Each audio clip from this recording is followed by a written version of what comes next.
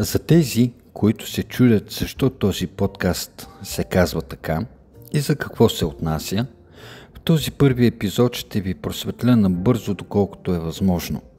Ако ли пък не сте разбрали, то спокойно можете да си го пуснете отново, знаейки, че напълно ви разбирам, но едва ли ви подкрепям.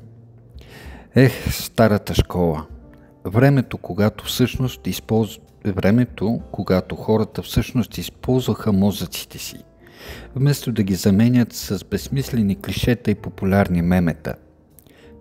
Представете си само хора, които всъщност изслушват околните, преди да се втурнат да дават непоискани мнения. Днес това е направо древен ритуал, подобно на жертвоприношение в чест на боговете на логиката и разума.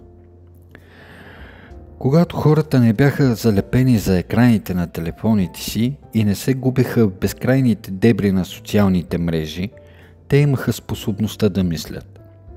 Те дори можеха да разсъждават върху сложни въпроси, без да се нуждаят от емоджита, за да изразят всяка, в кавички, гениална мисъл. Четенето на книга бе процес, който изискваше не само внимание, но и известна доза търпение. Две понятия, които днес са практически изчезнали от речника на модерния човек. Вместо да четат заглавия и да споделят статии, които дори не са отворили, хората всъщност потъваха в съдържанието. Преди, хората всъщност се интересуваха от това, което казват околните. Те слушаха, за да разберат, а не просто да чакат своят ред да говорят без никой да ги е питал.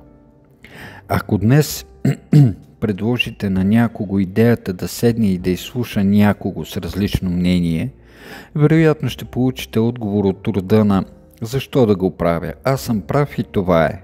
Да, точно така. Диалогът и разбирането на различните гледни точки са за слабите или пък може би безинтересните хора. Разсъждаването от друга страна изисква усилия. А кой ги има в нашето време на мигновено задоволяване или може би удовлетворение? Днес всички знаем, че е много по-лесно да се придържаме към едностранчиви, опростени в кавички истини и да ги повтаряме като папагали, вместо да се замисляме и да поставяме под съмнение собствените си убеждения. Разсъждаването бе начин за развитие на личността, за усъвършенстване на интелекта и за търсене на истината.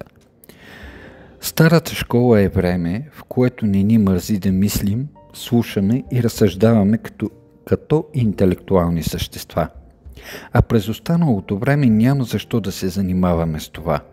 В крайна сметка, кой има нужда от мислене, когато може просто да следва последния тренд и да се самозалъгва, че е осъзнат и просветен. Да живее новата ера на интелектуална леност и повърхностно разсъждаване.